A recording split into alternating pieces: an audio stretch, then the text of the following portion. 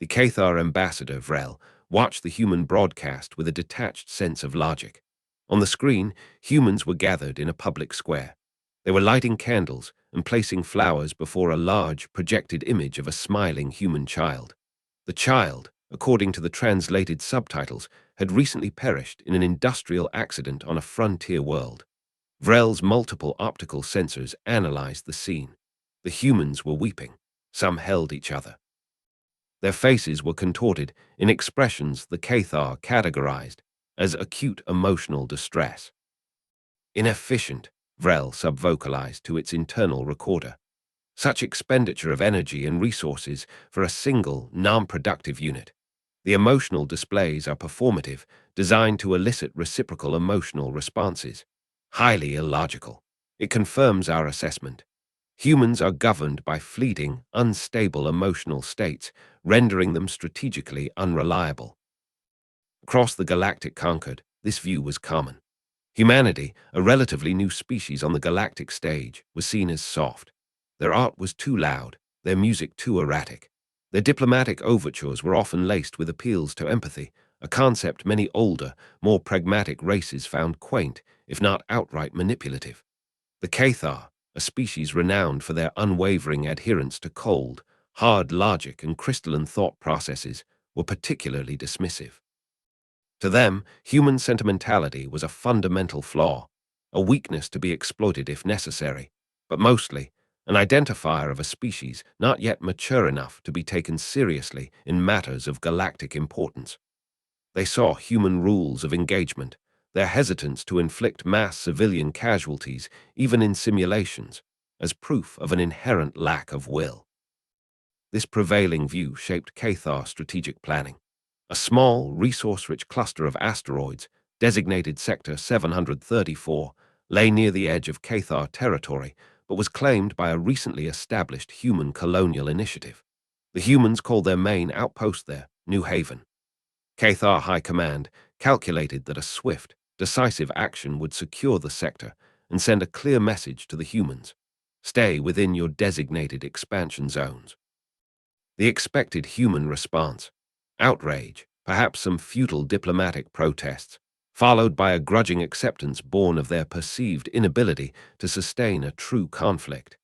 A demonstration of Cathar efficiency, it was reasoned, would quell any human thoughts of overreach. Grand Strategist Thaln, architect of the plan, addressed his assembled fleet commanders via secure comms. His voice was devoid of inflection, a pure carrier of logical intent. The objective is Sector 734. The human presence is minimal, civilian-based. Resistance will be negligible. The operation is designated cleansing algorithm. Upon securing the primary asteroid, New Haven, you will execute Protocol Indigo. Total eradication of sentient biologicals, swift and complete. All structures are to be dismantled. We will broadcast the efficiency of this operation galaxy-wide. This will serve as an educational deterrent for the human species. They will observe, they will process the futility of opposing Cathar directives, and they will learn. The Cathar fleet, sleek obsidian wedges against the star-dusted void, moved with silent precision. New Haven, a collection of domed habitats and mining facilities clinging to the pockmarked surface of a large asteroid, was blissfully unaware. Inside, families were having dinner. Children were being read bedtime stories. Engineers were monitoring atmospheric processors. The first indication of trouble was when the long-range comms array went dead. Then, the defense grid, a minimal system designed more for rogue asteroid interception than military assault, flared briefly before being snuffed out by overwhelming firepower. Cathar dropships, emotionless in their descent, landed with brutal accuracy. There was no demand for surrender, no warning, just the cold application of force. The Cathar soldiers, encased in articulated armor that made them resemble oversized, predatory insects, moved through New Haven's corridors with chilling competence. Their energy weapons cut down anyone they encountered: miners, botanists, teachers, children.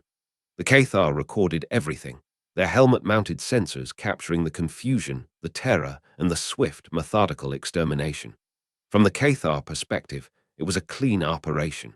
No Cathar casualties. Minimal expenditure of munitions.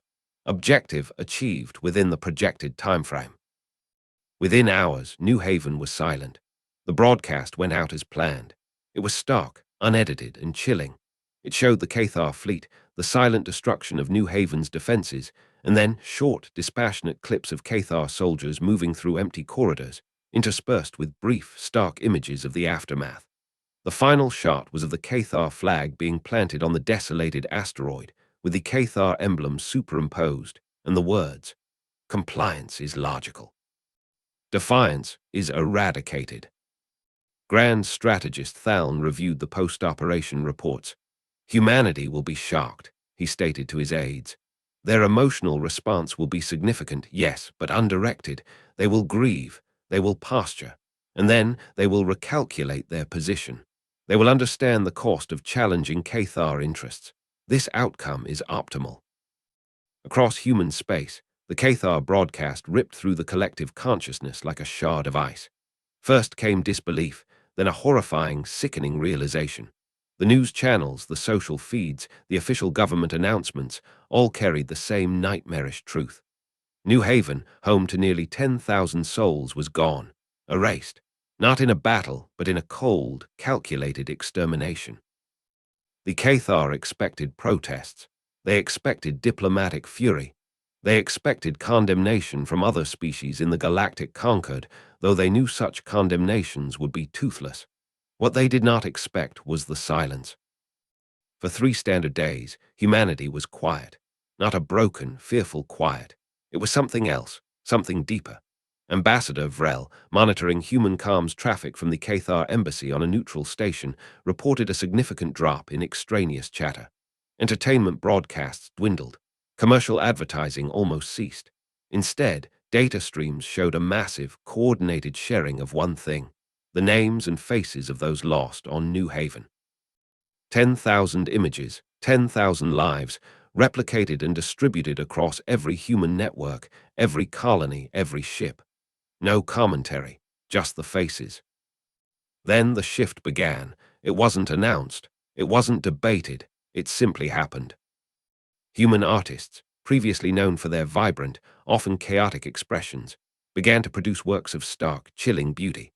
Sculptures emerged, not of heroes in triumphant poses, but of empty spaces, of figures huddled together, of silent screams carved in obsidian-like materials. Musicians composed dirges that were not sorrowful, but vast, cold, and filled with an awful, resonant power. These were not laments of despair, but anthems of an emotion the Cathar had no word for. Public spaces on human worlds transformed. Parks became memorial groves, not with weeping willows and soft grass, but with jagged stones, each bearing a name from New Haven. City squares, once bustling with commerce, became silent gathering places where people stood, not crying, but staring into the distance with an expression that Cathar observers struggled to categorize. Their analysts labeled it focused indeterminacy, a placeholder for something they could not comprehend. The Cathar began to notice other, more direct changes.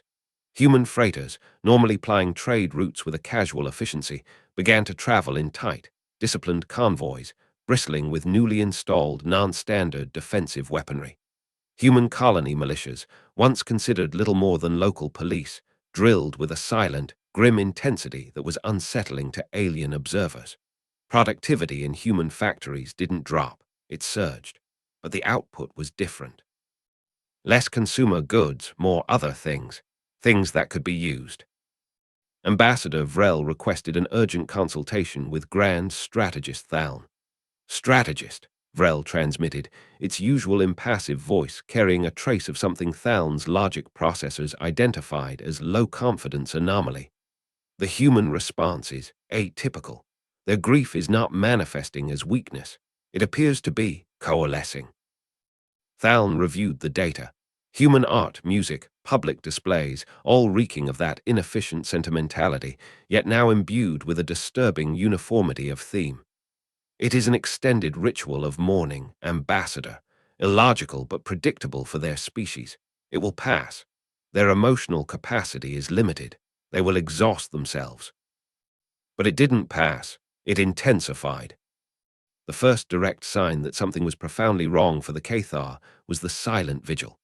Every human ship, from the smallest courier to the largest dreadnought, simultaneously powered down all non-essential systems and broadcast a single, repeating message on all frequencies. We remember New Haven. For an entire standard day, human space went dark and quiet, save for that echoing, ghostly refrain. The economic disruption was massive, but the humans absorbed it without complaint. The Cathar, who prided themselves on disrupting enemy logistics, found an entire species willingly disrupting its own, simply to make a point that was becoming increasingly unnerving. Then came the individual acts. A human cargo pilot, hauling mundane supplies near a Cathar patrol route, rerouted his ship. He flew directly at a Cathar destroyer, broadcasting nothing but the names of his cousin's family, who had perished on New Haven.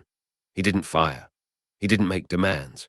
He simply accelerated, forcing the Cathar ship to either destroy him or take evasive action that threw their patrol into disarray.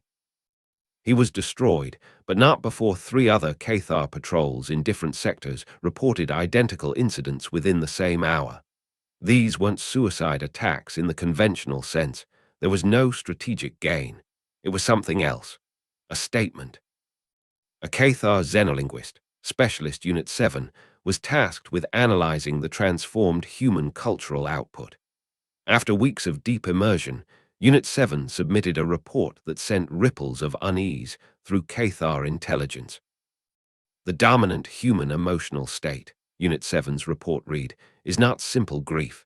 It is an alloy. Grief, yes, but forged with a cold, unyielding resolve that we have previously failed to model. Their new art forms are not expressions of sadness, but declarations of intent. Their music is not mournful, but preparative. They are not succumbing to emotion. They are weaponizing it. They are predictable in their singular, horrifying goal, vengeance, but their methods are becoming utterly, terrifyingly unpredictable because they are no longer constrained by their previous understanding of acceptable losses or proportional response. They are operating under a new calculus, one driven by this, totalizing commitment to what they call justice for New Haven. The Cathar started seeing it everywhere. Human scientists, renowned for their ethical debates, began publishing papers on theoretical weaponry that made even the most battle-hardened Cathar commanders flinch. Not because the weapons were necessarily more destructive than existing galactic technology, but because of the cold, dispassionate logic with which their devastating application against the Cathar was discussed, often accompanied by artistic renderings of Cathar worlds turned to glass, not as a threat, but as a potential future state. Human diplomats, once verbose and prone to emotional appeals, became chillingly concise. When the Cathar attempted to open back channels to de-escalate the current emotional climate, the human response was a single, unencrypted sentence. There will be a reckoning for New Haven. No demands, no negotiations, just a statement of fact. The galactic conquered began to take notice. Other species, who had initially offered pro forma condolences to humanity and mild rebukes to the Cathar, now watched with growing alarm. The Cathar, the masters of logic, had expected tears and pleas. They had received something akin to the galaxy holding its breath. The true "oh shit" moment for Grand Strategist Thaln came during the incident at the Scavor Nebula.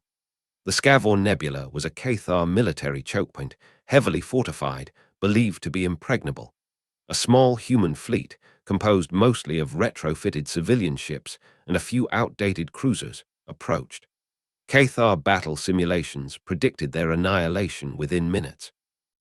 The human fleet didn't attack the fortifications. Instead, they executed a series of impossibly daring, seemingly suicidal maneuvers, drawing Cathar fighter squadrons into complex, chaotic dogfights within the nebula's treacherous gravitic currents. The human pilots flew with a reckless abandon that defied all Cathar combat doctrines. They weren't trying to win the engagement in a traditional sense. They were creating chaos.